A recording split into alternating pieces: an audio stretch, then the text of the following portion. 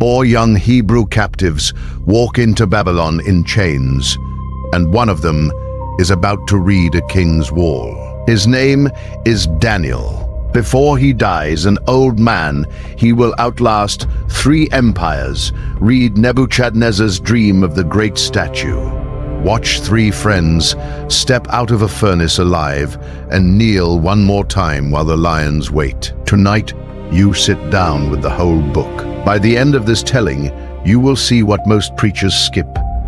God built Daniel as a mirror. 12 chapters folding across the middle, empires falling on the rim, while the faithful stand in the center. Jerusalem is smoke behind them. The temple is plundered. The vessels of God's house are in the carts ahead, rattling east, and the boys are roped behind those carts on a road that does not curve back. 60 years later, on the night Babylon dies, that same Daniel will stand under a candlestick in a king's banquet hall and read fingers of fire writing on the plaster. The book opens with chains. It closes with an empire weighed in the dark. Sit with that frame for a second. I believe the bookends were never an accident. You have heard pieces of this story. You have heard the fiery furnace from a flannel graph in Sunday school. You have heard the lion's den from a coloring book. You have heard the statue dream and the beasts of the night in scattered sermons across 40 years. You have never heard the whole. Tonight you will. Full bookwalk, 12 chapters, cinematic, verse by verse, scene by scene, the way the original audience would have heard. It read aloud in one sitting by a synagogue elder with the lamps burning low. I want to warn you and welcome you in the same breath. This is not a hype reel. This is the whole frame. Many of us read Daniel flat. 6 stories in front, 6 visions in back, a flannel graph, then a fog. I have come to believe the book was not built flat at all. Here is the promise. Chapter 2 and Chapter 7 mirror each other. The king's statue and God's beasts speaking the same history from 2 thrones. Chapter 3 and Chapter 6 mirror each other. A furnace in Babylon and a den in Persia. 2 trials, 1 deliverer. Chapter 4 and Chapter 5 mirror each other. 1 pagan king humbled and restored. 1 pagan king weighed and divided. Empires fall on the outside.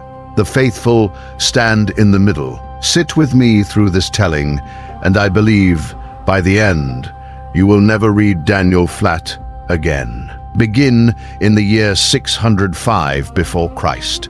The Babylonian army under Nebuchadnezzar is pressing west, and Jerusalem is no longer the city David walked. For centuries the prophets have been crying, Isaiah, Jeremiah, Micah, warning a people who would not put away their idols, would not free their slaves in the year of Jubilee, would not stop selling justice at the city gate. Many of us read Daniel chapter 1 and skip past that first verse like it is a dateline on a newspaper. I have come to believe that first verse is the whole reason God's people are about to march east. Compromise has a slow burn. Then one morning, the smoke is on the horizon and the cavalry is at the gate. The walls go down.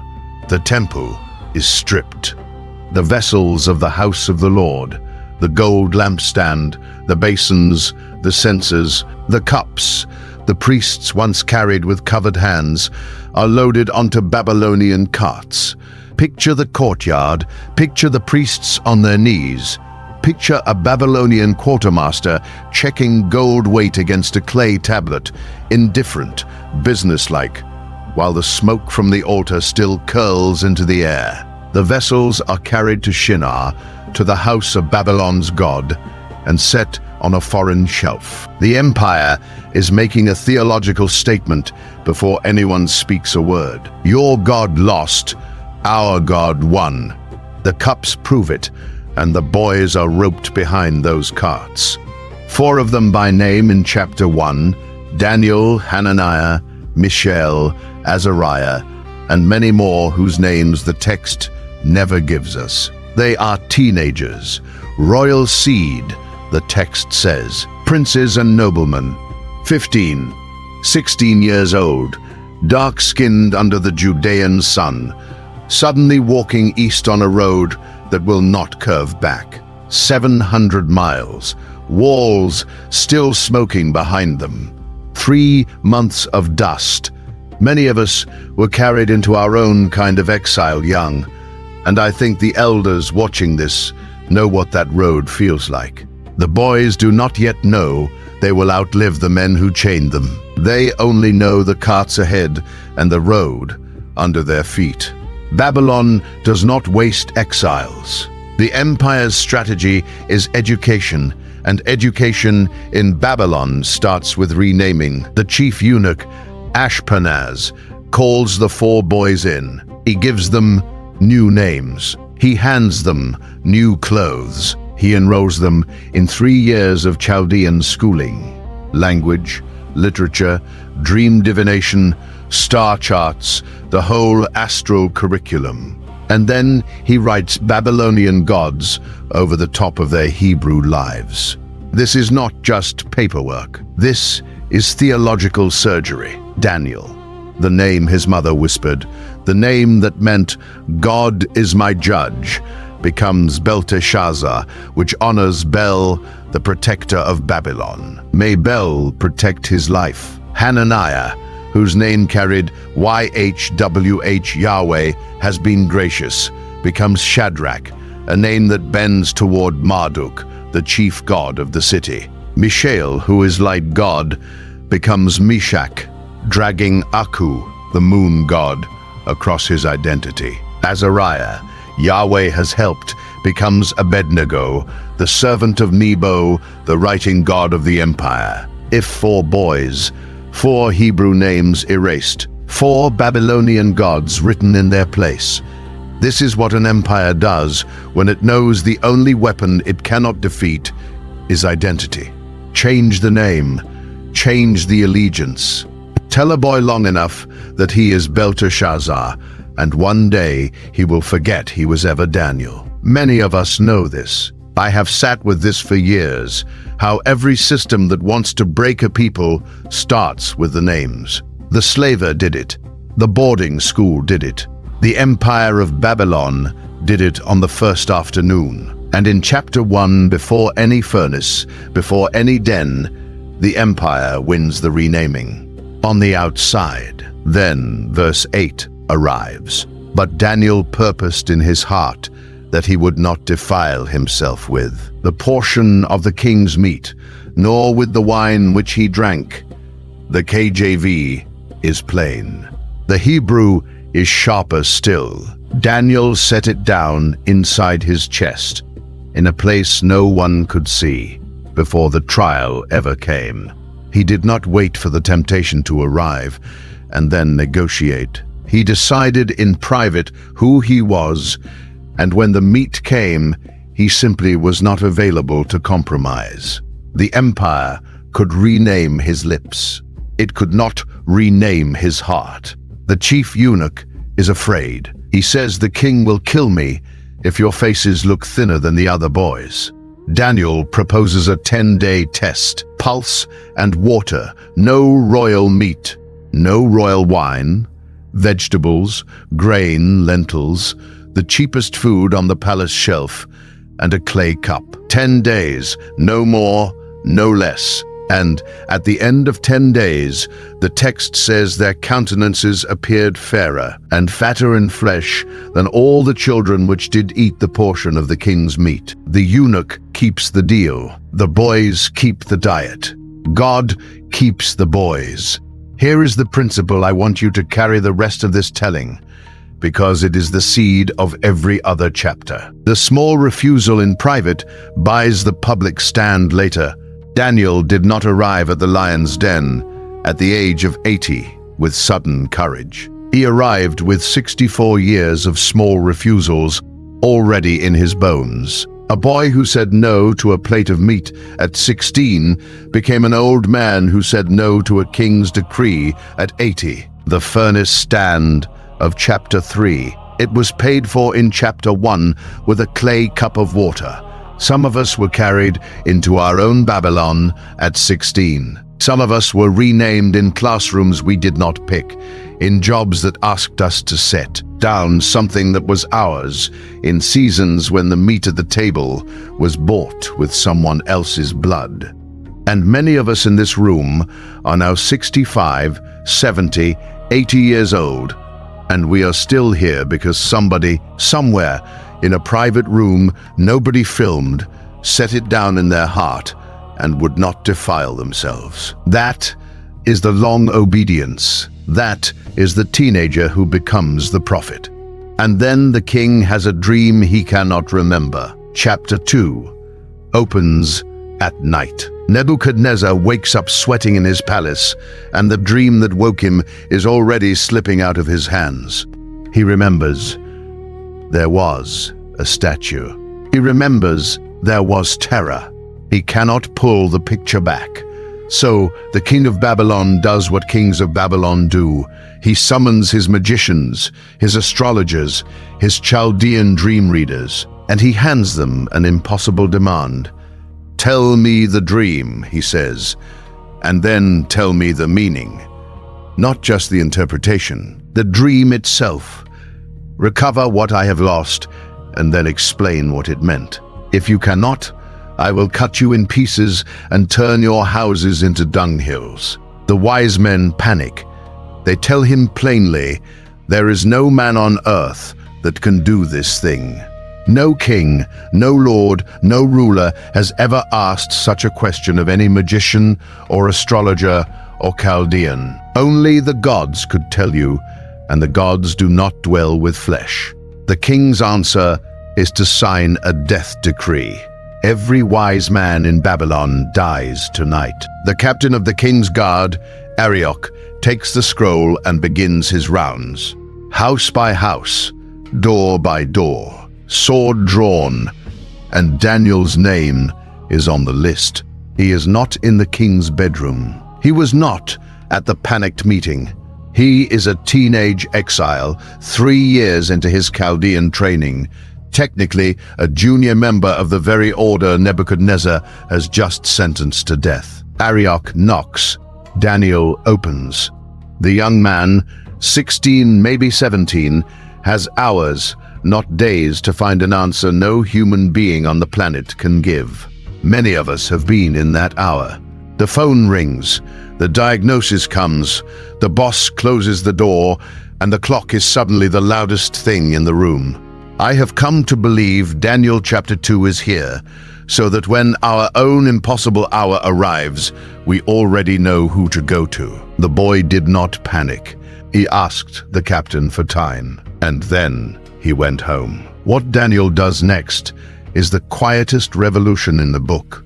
He does not go to the temple.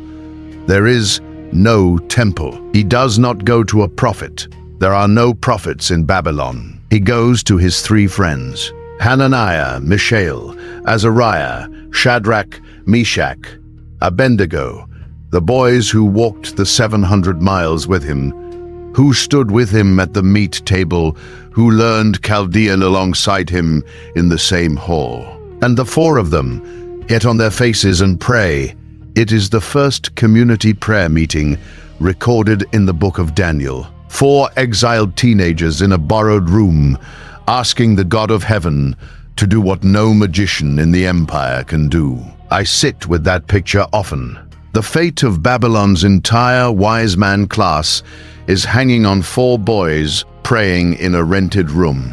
And in the night vision, the secret is revealed unto Daniel.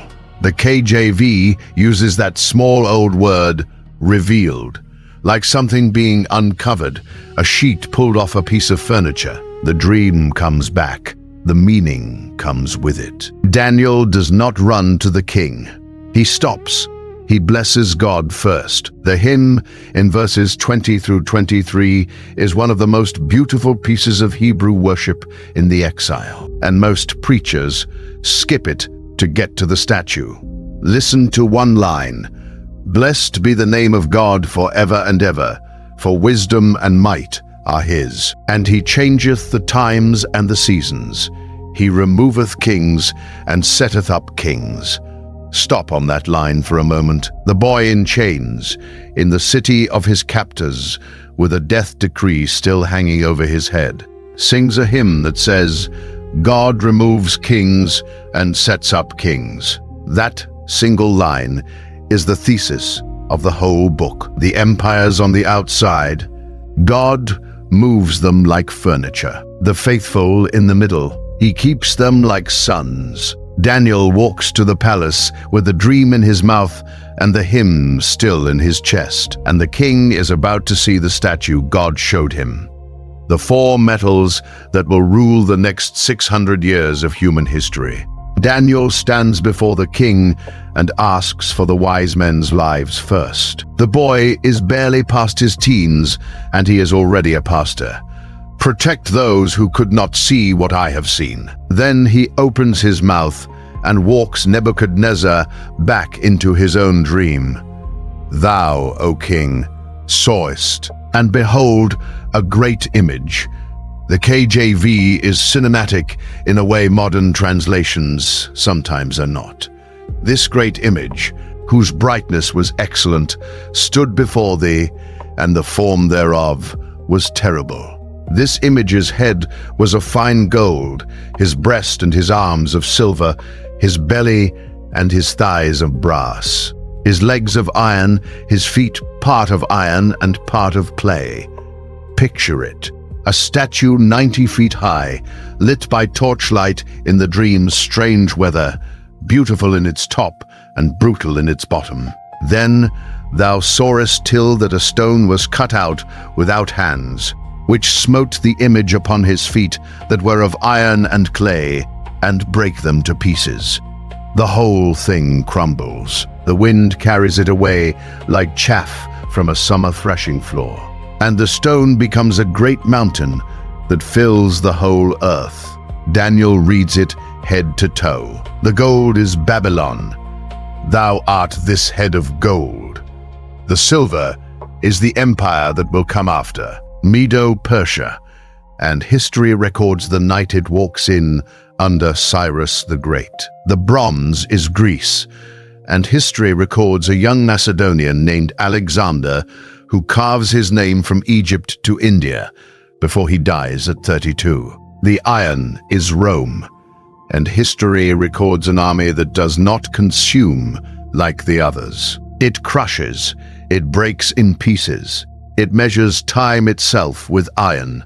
The iron and clay at the bottom is the divided thing Rome eventually becomes, strong and brittle in the same breath, kingdoms that try to mingle but will not cleave. Many of us have heard this dream a dozen times and never let it land. I have come to believe Hollywood could not film this statue if it tried. It would lose the terror in the brightness, or the brightness in the terror. The dream holds both, beauty and dread in the same body. And then the stone. Thou sawest till that a stone was cut out of the mountain without hands. Without hands. No king carved it, no empire commissioned it, no bronze chisel touched it. It is cut out of the side of God's own mountain, and it strikes the statue at the feet, and the whole thing collapses into dust. Verse 44 is the line every preacher should slow down for. And in the days of these kings shall the God of heaven set up a kingdom which shall never be destroyed. And the kingdom shall not be left to other people, but it shall break in pieces and consume all these kingdoms, and it shall stand forever. Here is where I want to be careful with you. I read this stone as already arrived. The stone is Christ. The kingdom is the one cut out of heaven in the days of Rome, in the days of those kings, exactly when the angel said it would arrive, and it is still growing into the mountain that fills the earth. I am not naming a modern empire. I do not set dates. I am not pointing at any current flag or any current ruler and saying, that is the iron, that is the clay. Many faithful readings of this chapter exist. I have come to land here. The stone is Jesus. The mountain is his church across every nation and tongue. And the empire on your back is not the last word over your life. So sit with one question before we move. What stone has been cut into your life that the empire did not carve? What part of you was made without hands? Because if you can find it, you have found the foothold Daniel will stand on in chapter 6 when the lions wait. Chapter 2 is the frame. Chapter 7 will rhyme with it from the other side of the book. Same history, beasts instead of metals, told from heaven's chair. Statue from below, beasts from above. Same God writing the script, and then the king built a statue out of his own pride. Chapter 3 opens on a plain called Dura, and the king has been building. Nebuchadnezzar has taken the head of gold. Daniel spoke over him and decided he likes the look of it. So he commissions a statue, not a head, the whole body. 90 feet tall, 6 cubits wide, plated in gold from forehead to feet. The mathematician in you will notice the number 60 cubits by 6, dedicated by 6 instruments of music. The Empire of Babylon writing its own signature in 3s of 6 on the plain of Shinar, the very plain where Babel once tried to climb to heaven. The king is answering Daniel's interpretation with his own statement. You said the metals would fade. I will build mine all in gold. You said other kingdoms would follow. I will play music loud enough that they cannot. Pride does not stop at one statue. Pride builds the second one taller. Then comes the orchestra of empire. The herald reads the decree. When you hear the sound of the cornet, flute, harp, sackbut, psaltery, dulcimer, and all kinds of music, you shall fall down and worship the gold image which Nebuchadnezzar the king has set up. Picture the plain. Princes, governors, captains, judges, treasurers, counselors, sheriffs, every officer of every province from India to Egypt, assembled shoulder to shoulder under the Babylonian sun. The cornet sounds. A continent kneels. The dust rises off 10,000 foreheads, pressed to the dirt. Many of us have stood at a moment like this and watched everyone around us bend at the same time. I have come to believe chapter 3 exists because God knew there would be plains in our own lives where the music plays and the whole field goes down at once. 3 Hebrew men stand, 3 figures vertical in a sea of horizontal. 3 friends who decided somewhere back in chapter 1 with a clay cup of water that some music would never bend their knee. The Chaldeans report them. Of course they do. Empire always has informants in the bleachers, waiting for someone to stay seated. The king brings the 3 boys in, gives them a second chance, a brutal mercy that is really a threat. I will play the music again. Bow this time. If not, you will be cast into the midst of a burning fiery furnace. And who is that God that shall deliver you out of my hands? That last sentence is the question the rest of the chapter answers. And then comes Daniel 3 verse 17, and the most courageous sentence in Scripture. Listen to it slowly. If it be so, our God whom we serve is able to deliver us from the burning fiery furnace, and he will deliver us out of thine hand, O King. But if not, be it known unto thee, O King, that we will not serve thy gods, nor worship the golden image which thou hast set up. But if not, 3 small words that hold up half the cathedral of biblical faith. Many of us never sit with those 3 words long enough. Most preaching stays on the able. He is able, yes. But the boys did not stop there. They added the but. If not, they said, in front of the most powerful man on earth, even if the rescue does not come, we still will not bow. This is the theology that holds the elder, faith that does not require rescue to obey. Some of you watching tonight have prayed for a husband who did not come home. You have prayed for a child who did not make it back. You have prayed for healing that came in a body bag instead of a hospital bed. Some prayers he answered, some he did not. And you stood anyway. You walked into Sunday with the casket still warm, and you sat in the pew, and you sang. That is, but if not, faith. That is the faith of 3 teenagers on the plain of Dura. That is the faith God has been growing in this congregation for 60 years, 80 years, in private rooms nobody filmed. The king's face changes. The text says he was full of fury, and the form of his visage was changed. He orders the furnace heated 7 times hotter than its usual heat. The strongest soldiers in his army are commanded to bind the 3 men. The flames rise so high that the soldiers carrying the boys to the door drop dead from the heat at the threshold. Then the 3 are thrown in, bound hand and foot, into the heart of a fire that has just killed the men who threw them. The door closes. The king sits down to watch. And then Nebuchadnezzar stands up. He is shaking. He turns to his counselors.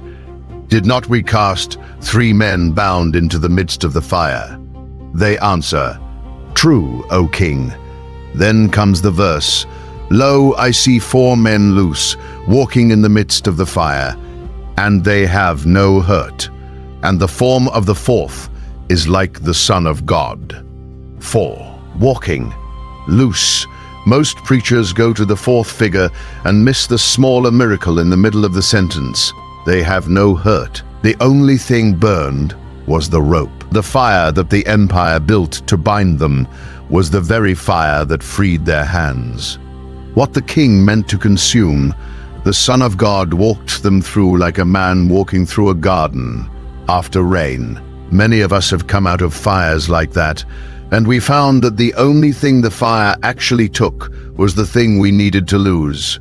And here is the cinematic detail Hollywood would never get right. It is the king himself who walks to the mouth of his own furnace. The man who lit it. The man who heated it 7 times hotter. Nebuchadnezzar came near to the mouth of the burning fiery furnace and spake and said, Shadrach, Meshach, and Abednego, ye servants of the Most High God, come forth and come hither. The king opens his own door. The boys walk out, and the smell of fire is not on them. Chapter 4 opens with a king who has another dream. Years have passed since the furnace. Nebuchadnezzar has watched a son of God walk through his own fire. He should know better. He doesn't. The text is honest about the slow death of pride. Even a king who has seen the supernatural can still go to bed at night thinking the empire he sees from his palace roof was built by his own hand. So God gives him one last dream. A tree. The tree is at the center of the earth. Its height reaches to heaven. Its leaves are beautiful. The beasts of the field shelter under its shadow.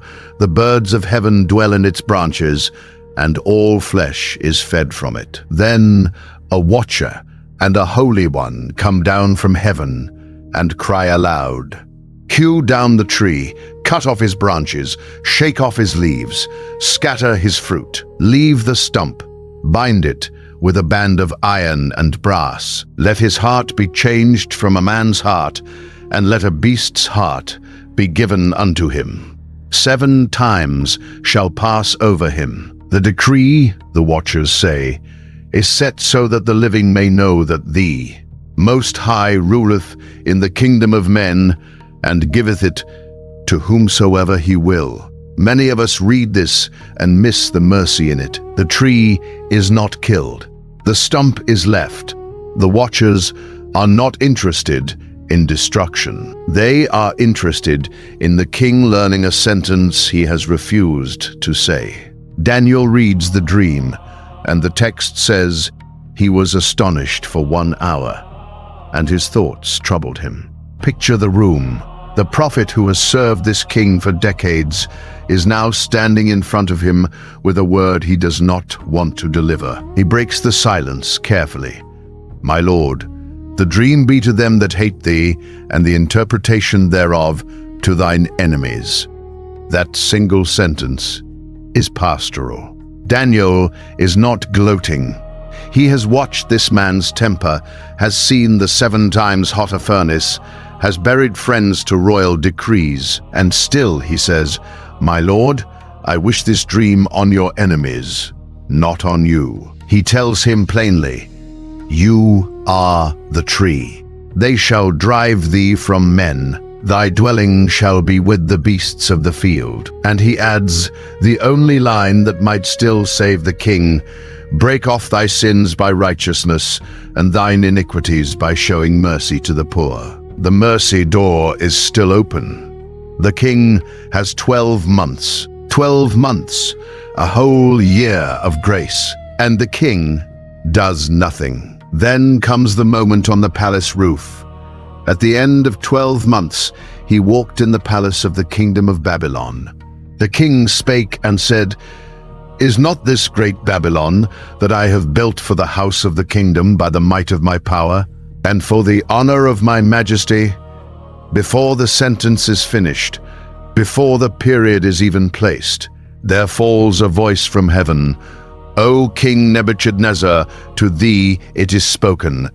The kingdom is departed from thee, and the same hour the thing was fulfilled. For 7 seasons the most powerful man on earth eats grass like an ox." The text is graphic. His body was wet with the dew of heaven, till his hairs were grown like eagle's feathers, and his nails like birds' claws. The king of empires is in a field somewhere outside the palace, on all fours, eating like cattle, and the empire stands in confused stewardship. Many of us have been astonished at this picture and never sat with what it cost. I sit with it often. The pagan king who built Babylon ended up looking like an animal in his own kingdom because pride had been turning him into one slowly for years. The body finally caught up with the heart. Then the verses every elder in this room should hear out loud. "And at the end of the days, I, Nebuchadnezzar, lifted up mine eyes unto heaven, and mine understanding returned unto me, and I blessed the Most High, and I praised and honored him that liveth forever." He becomes the only pagan king in Scripture who writes his own doxology. Those that walk in pride, he is able to abase. He says it in his own letter. He signs it. He sends it to every nation in the empire. The man who built a 90-foot statue of himself ends his chapter on his face praising the God of Daniel. If this is moving you, and you have stood through your own 7 seasons in the field, comment "stand" if Daniel held you through your own exile. I want to honor the elders who came back from their own pasture with their understanding returned. Here is the principle the chapter leaves us with. God can humble an empire and still wait to bless its king. That is mercy with teeth. That is the God of Daniel. And in the very next chapter, another king will be weighed in the same scales, and he will not say the doxology. It is the last night of Babylon, and the king is throwing a party. Decades have passed since Nebuchadnezzar's doxology. The old king is in his grave. His grandson Belshazzar sits on the throne, co-regent under his father Nabonidus, who is away from the city. And outside the walls, a Persian-Median coalition under Cyrus the Great is camped along the Euphrates. The city should be sober. The city should be on the walls. Instead, the throne room is full of 1,000 of his lords, his wives, his concubines, and the wine is being poured. Picture the room. Marble floors, tapestries on the walls, torchlight throwing shadows the height of a man. Cyrus is 2 miles away, diverting the river so his soldiers can walk in under the city gates on the dry bed. And inside the palace, nobody knows yet, because the music is too loud. And then Belshazzar makes his choice. Belshazzar, whilst he tasted the wine, commanded to bring the golden and silver vessels which his father Nebuchadnezzar had taken out of the temple which was in Jerusalem. The same cups, the same gold lampstand pieces, the same basins, the same templeware Nebuchadnezzar had carried out of Jerusalem in chapter 1, sitting on Babylonian shelves for almost 70 years untouched, now hauled out and filled with wine. The king passes them around.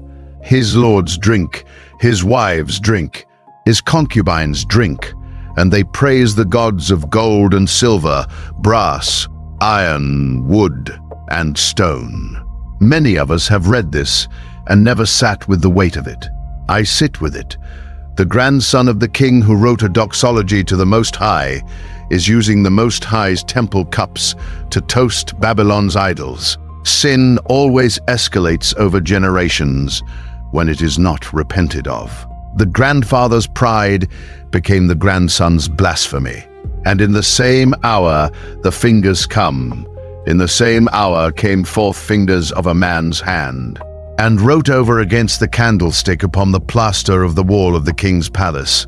And the king saw the part of the hand that wrote, "Stop and picture that." The lampstand throws light against the plaster. Fingers, disembodied, human in shape, the part of the hand the king can see. Write 4 words in the lit space. The wine in the king's cup is still moving. He has not yet set it down.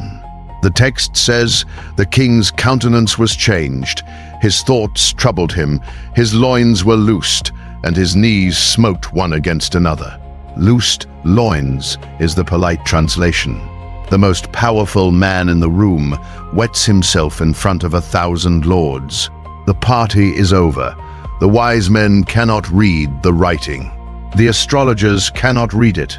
The Chaldeans cannot read it. The queen, historically the queen mother, who remembers Daniel from her father-in-law's court, walks in and reminds Belshazzar that there is an old man in the kingdom who has done this kind of thing before. There is a man in thy kingdom in whom is the spirit of the holy gods. They send for Daniel. He is in his 80s. He has been retired from court for years. He walks into the banquet hall the night Babylon dies, looks at the wall, and reads what no one else can read. And this is the writing that was written, Mene, Mene, Tekel, Upharsin. This is the interpretation of the thing. Mene, God hath numbered thy kingdom and finished it. Tekel, thou art weighed in the balances and art found wanting. Perez, thy kingdom is divided and given to the Medes and Persians. Numbered, weighed, divided. 4 words, 3 sentences. An empire's obituary on a strip of plaster. The king honors his promise. Daniel is clothed in scarlet, a chain of gold is placed around his neck, and he is proclaimed 3rd ruler in the kingdom. For a few hours, in that night, was Belshazzar, the king of the Chaldeans, slain. And Darius the Median took the kingdom same night. Cyrus's army walks in under the gates on the dry riverbed. The kingdom of gold has fallen to the kingdom of silver, exactly as the statue dream said it would 60 years earlier. And while one empire dies, an old man in a borrowed house goes upstairs to pray. Chapter 6 opens with a new king, Darius the Mede, and a new administration in Babylon. Daniel, now in his late 70s or early 80s, is appointed first of 3 presidents over the whole kingdom. And in verse 10, we get one of the most cinematic verses in the Old Testament. Now, when Daniel knew that the writing was signed, he went into his house And his windows being open in his chamber toward Jerusalem, he kneeled upon his knees 3 times a day, and prayed, and gave thanks before his God, as he did aforetime. Sit with that verse for a moment, because it is the heart of the chapter. Daniel is old. Daniel is tired. Daniel has watched 3 empires rise and 1 fall in his lifetime. And the windows are open toward Jerusalem, toward a city he was carried out of as a teenager and has never seen again. 3 times a day, kneeling, the same prayer rhythm as when he was 16 and refusing the king's meat. The discipline of his youth is what defends him in his age. Some of you watching tonight know exactly what this means. The Sunday morning habits you built at 22 are the only reason your knees still bend at 78. The discipline of your youth is what defends you in your age. The other presidents and the satraps cannot stand it. The text is honest about why Daniel is excellent at his job. Then the presidents and princes sought to find occasion against Daniel concerning the kingdom, but they could find none occasion nor fault. Forasmuch as he was faithful, neither was there any error or fault found in him. Many of us know this kind of resentment. The man who gets to work early and stays late, the woman who never pads the books, the elder who never takes a shortcut, and the people around them, instead of being raised by the example, set traps for it. The satraps decide the only way to take Daniel down is to make his faithfulness illegal. So they craft a law that targets the one thing they know he will not bend on. Whosoever shall ask a petition of any, God or man, for 30 days, save of thee, O king, shall be cast into the den of lions. They bring the decree to Darius, dressed up as flattery. They tell him, all the presidents have consulted together. They have not. Daniel was never invited. They say the whole kingdom requests this honor for 30 days, a religious moratorium that funnels every prayer to the throne for 1 month. Darius is new. The empire is freshly conquered, and he wants to consolidate loyalty. He signs. And the law of the Medes and Persians by the constitution of the empire cannot be revoked, not even by the king himself. The trap is sealed. Daniel knows the decree is signed. The text does not say he protests it. He does not call his lawyers. He does not draft a counter-petition. He simply goes home, opens his windows toward Jerusalem, gets on his knees, and prays the same prayer he has prayed 3 times a day for 60-some years. Many preachers rush past this and miss the quiet of it. I have come to believe the most powerful verse in chapter 6 is not the lions' mouths being shut. It is verse 10, as he did aforetime. Daniel did not increase his prayer. He did not decrease it. He did not change the schedule. He did not close the windows. He did exactly what he had always done, because the man at 80 was still the same boy who set it down in his heart at 16. The satraps find him kneeling. Of course they do. They were watching from across the courtyard with witnesses ready. They march to the king, that Daniel, which is of the children of the captivity of Judah, regardeth not thee, O king, nor the decree that thou hast signed, but maketh his petition 3 times a day. The king's heart sinks. The text says, he was sore displeased with himself, and set his heart on Daniel to deliver him. He labors till the going down of the sun to find a legal loophole. There is no loophole. The decree is signed. The satraps remind him, no decree of the Medes and Persians can be changed. Darius gives the order. They bring Daniel. Picture an 80-year-old man being led across a torchlit palace yard to a pit in the floor. Picture the king watching him walk.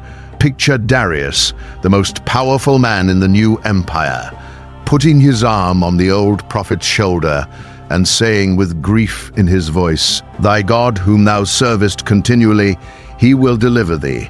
A pagan king preaching to the prophet on the way to the den. A stone is rolled over the mouth of the pit. The king seals it with his own signet, and with the signet of his lords, that the purpose might not be changed concerning Daniel. The lions are below, the stone is above. The king walks back to the palace, and then comes the longest night of Darius's life. Then the king went to his palace, and passed the night fasting. Neither were instruments of music brought before him, and his sleep went from him. No food, no music, no sleep. The most powerful man in the empire, pacing the marble floors of his palace, his royal robes still on, while a faithful old man kneels in a hole full of lions. Many of us have had nights like that. The doctor's call has come. The verdict is in. The thing we cannot fix is already happening in another room, and we pace. I sit with Darius often. He is the man who could not save the man he wanted to save. First light. Darius runs. The text uses that word, runs, to the den. And when he came to the den, he cried with a lamentable voice unto Daniel. And the king spake, and said to Daniel, O Daniel, servant of the living God, is thy God whom thou servest continually, able to deliver thee from the lions? The voice from the pit comes back even and clear. O king, live forever. My God hath sent his angel, and hath shut the lions' mouths, that they have not hurt me.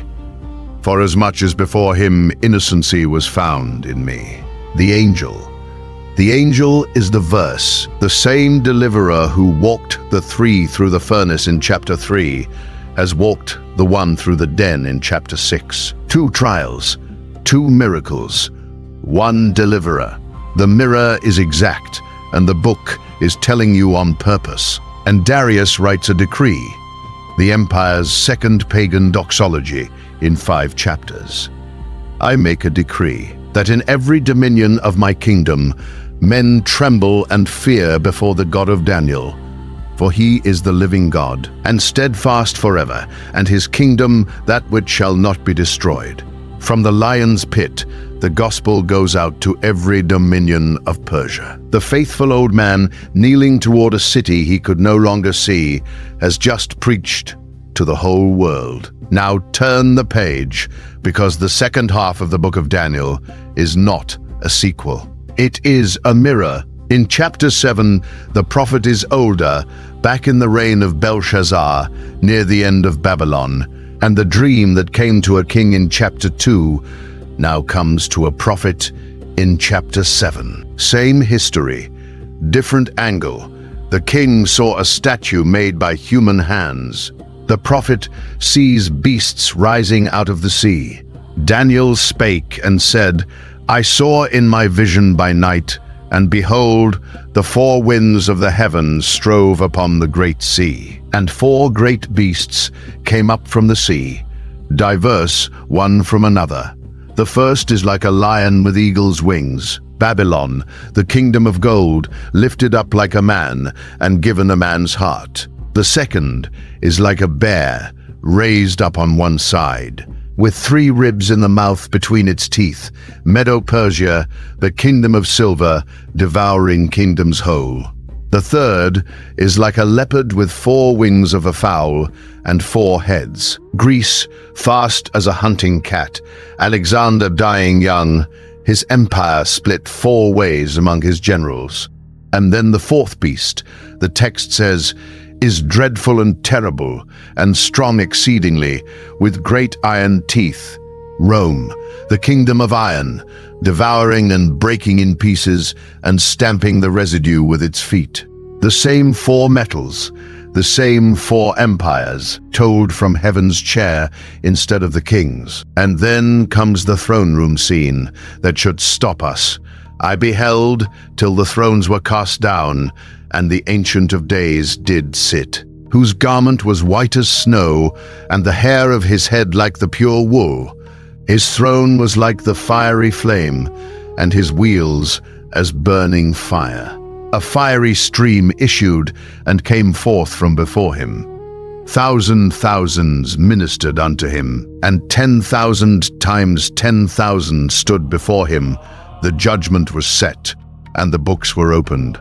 Stop on that. The beasts of empire have been raging across the sea, and Daniel lifts his eyes to a courtroom where the books are opened, and the empires that thought they were the lead actors discover they were defendants the whole time. Then a figure approaches the throne. I saw in the night visions, and behold, one like the Son of Man came with the clouds of heaven, and came to the Ancient of Days. And they brought him near before him. And there was given him dominion and glory and a kingdom, that all people, nations, and languages should serve him. His dominion is an everlasting dominion, which shall not pass away, and his kingdom that which shall not be destroyed. This is the stone of chapter 2, with a face. The kingdom not made with hands now has a name and a body. The Son of Man receives the dominion the beasts thought they owned. Many of us, in the black church tradition, have sat in this verse for a long time. I have sat with it for years. I have come to believe this is the throne room Christ walked into at his ascension, and the verdict that holds every empire on every continent in our day. I do not name modern beasts. I name the one who received the kingdom that day. Then turn to chapter 9. Daniel is reading Jeremiah, counting the 70 years of exile that Jeremiah had said would end, and on his knees he confesses the sin of his people. While he is still praying, the angel Gabriel arrives with the answer no one was praying for.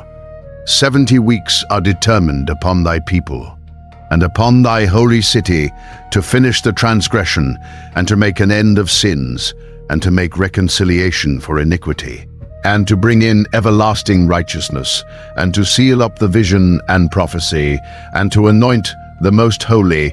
70 weeks. 69 weeks from the going forth of the commandment to restore and to build Jerusalem, recorded in the decree of Artaxerxes, until Messiah the Prince. And after 62 weeks shall Messiah be cut off, but not for himself. Numbered, cut off. The anointed one arriving on the calendar and being cut off for a people he did not owe. One careful reading lands on Jesus. I have come to land there with many in the long Christian tradition, not as the only reading the church has ever held, but as the one I trust with the weight of the cross. I want to stop and say something plainly, because the 70 weeks have been used badly by many. This is not a clock for modern wars. This is not a chart for modern leaders. I do not point at any current government, any current flag, any current head of state and call them the beast or the prince to come. I do not set dates. I do not name modern beasts. I name Christ. That is the rule of the house I am preaching from. Many faithful readings of Daniel 9 and Daniel 12 exist across the Christian centuries. I have come to land on the one that frames the Messiah as already cut off, already risen, already reigning, and the rest as a chapter still being written by the same hand that wrote the first one. Humility is the right posture in front of these visions. The men who have lost their pulpits over date setting are too many to count. I will not add my name to that list. Now hold both halves of the book in your mind for a moment. Chapter 1, the captivity. Chapter 12, the standing in the lot at the end of days. Between them, the empires rise, and the faithful stand, and the visions come, and the angels speak, and the structure preaches its own sermon. Look at it with me. Chapter 2 and Chapter 7 mirror each other. The king sees a statue from the throne. The prophet sees beasts from the sea. Same history. Two views, one from below, the other from above. Empires viewed from the empire's chair are gold and silver and brass. The same empires viewed from heaven's chair are predators rising from the deep. The Bible is showing you that what looks like grandeur from a palace looks like teeth from a throne room. Chapter 3 and Chapter 6 mirror each other. The furnace in Babylon and the den in Persia. Two empires, two trials, two execution methods, two miraculous deliverances, and the same deliverer in both. The form of the fourth in the fire, the angel with his hand on the lions' mouths. Many of us read these two stories as separate Sunday school favorites and miss the mirror. They are paired on purpose. The book is teaching us that whatever the empire builds, a furnace, a den, a decree, a stone over the mouth of a pit, the deliverer walks in with you. Same God in chapter 3, same God in chapter 6, same God in your hospital room. Chapter 4 and chapter 5 mirror each other. One pagan king humbled and restored. One pagan king weighed and divided. Nebuchadnezzar eats grass for 7 seasons and lifts up his eyes to heaven and gets his understanding back and writes a doxology. Belshazzar drinks from the temple cups in one night of pride and dies on the same plaster the writing was on. Two kings, same throne, different ending. The book is asking the harder question. When God's hand reaches for you, will you bow like the grandfather or will you laugh like the grandson?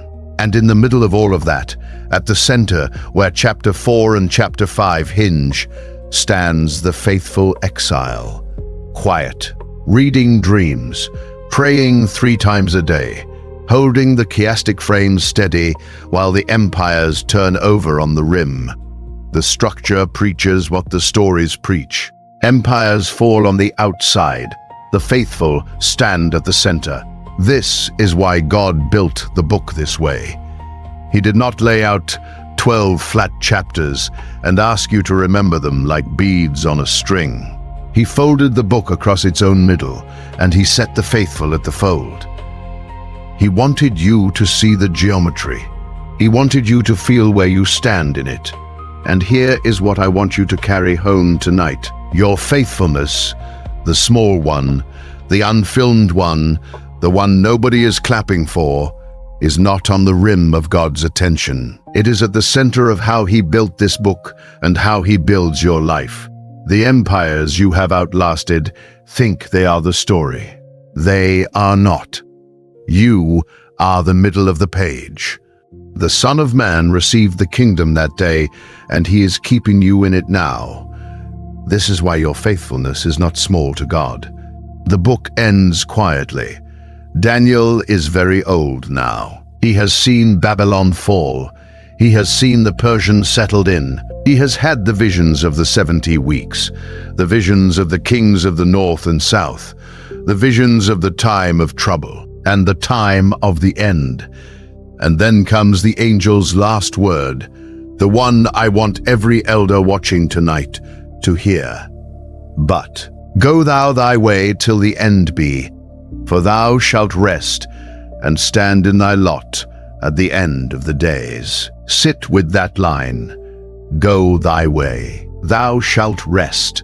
Stand in thy lot at the end of the days. 3 soft instructions for a man who has carried more than any man should carry. Chained out of his city as a teenager, renamed by an empire that wanted to erase him, thrown into a hole full of lions in his 80s, and still climbing scrolls in his 90s to write down dreams he did not always understand. Many of us have been carrying like that. Some of us have been carrying for 60 years. Some of us have been carrying since the day we lost a child. Since the morning the marriage fell apart, since the year we buried a parent we were not ready to bury. And the angel does not say to Daniel, "You have done enough." He says, "Go thy way." He does not say, "Here is the chart of every empire that comes next." He says, "Thou shalt rest." He does not say, Here is your reward in detail. He says, "Thou shalt stand in thy lot at the end of the days." That word, lot, is a small one. In the Hebrew, it means a portion, an inheritance, the share marked out for you by name. There is a piece of the kingdom that has Daniel's name on it. There is a piece of the kingdom that has yours. You will stand in your lot. You will not be passed over. You will not be forgotten in the crowd. You will not be a number in a register. You will stand in your own place at the end of the days. The old prophet puts down his pen, the book closes, and the angel walks the last verse with him to arrest the empires never knew how to give. I want to be honest with you for a minute before we pray, because the book of Daniel deserves that honesty. Scripture invites us into the story. This has been one telling. The text is deeper than any one preacher, any one film, any one Sunday school can carry. I have walked you through the chapters the way I have come to understand them. The chiasm, the mirrors, the Son of God in the furnace, the angel in the den, the stone in chapter 2, the Son of Man in chapter 7, the 70 weeks landing on the cross. There are faithful saints in the church who read parts of this differently than I do. I honor them. I do not set dates. I do not name modern beasts. I name Christ. I want you to leave tonight standing on him, not on a chart, not on a calendar, not on a guess about which empire is which today. Christ is the stone. Christ is the Son of Man. Christ is the deliverer in every furnace. The rest is detail. The detail is his to write. If you have stayed with me through the whole telling, if you walked from chapter 1 to chapter 12 with me tonight, I want to honor that. Drop the word Daniel in the comments so I know you went the distance. And if there is one elder in your church who taught you how to pray, one woman who knelt at her kitchen table while you watched as a child, one man who opened his Bible at 5 in the morning when nobody else in the house was awake, send this video to them directly. Honor them while they are still here. One person. That is all I am asking. And if this is your first telling with us, subscribe. We are filming the prophets next. Ezekiel of the wheels and the dry bones. Isaiah of the throne and the suffering servant. Jeremiah of the weeping eye and the new covenant. 3 more book walks. 3 more sittings together by the lamp. We would love to have you in the room for those. Now, let me pray for you. Father, we thank you for a teenager who refused the meat in a room nobody was watching. And we thank you for the old man he became, who opened his window toward a city he could no longer see, and kneeled 3 times a day until the empire tried to make it illegal. Thank you for the form of the 4th in the furnace. Thank you for the angel in the den. Thank you for the stone cut without hands that has been growing into a mountain for 2,000 years and is still growing into our generation. Thank you for the chiasm, for placing the faithful at the center of the page when the empires thought they were the story. Thank you for the cup we did not drink at 16, and the prayer we still kneel for at 78. And Father, for the brother watching tonight in his own Babylon, for the sister carrying her own 7 seasons in the field, for the elder who is tired and is wondering if the discipline of all those years was worth it, give them strength. Bind their hearts back to the rhythm Daniel kept. Open their windows toward Jerusalem one more time. And at the end of their days, let them rest and let them stand in their lot. In Jesus' name, Amen. Walk faithful. Stand in your lot. Amen. One last thing before you go. This is how I read Scripture, not a prophetic word. I quote from the King James Version unless I say otherwise. If you read it differently, I want to hear it. Drop your thought in the comments.